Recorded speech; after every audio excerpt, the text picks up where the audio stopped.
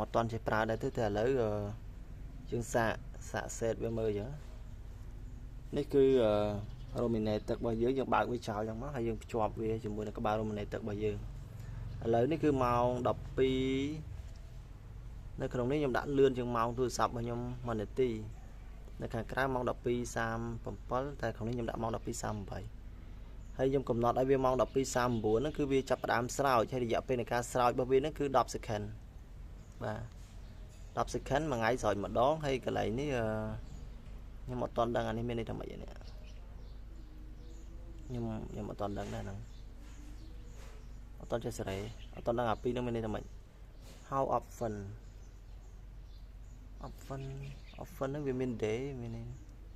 តែអត់ទាន់ច្បាស់តែគ្រាន់តែដឹងថាដល់ម៉ោង 12:39 គឺវានឹងចាប់ផ្ដើមស្រោចរយៈពេល 10 second អូខេឥឡូវវាស្រោចទេដល់ម៉ោងដល់នាទីវាចឹងគ្រប់ 10 second គឺវានឹងបិទហើយ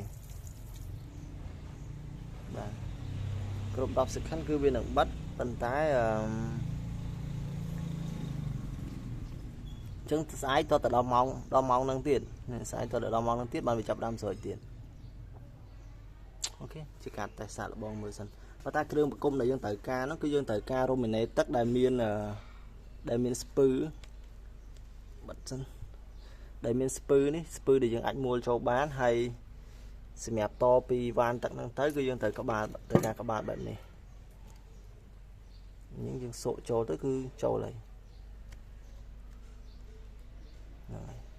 យើងសូកទៅចូលហើយ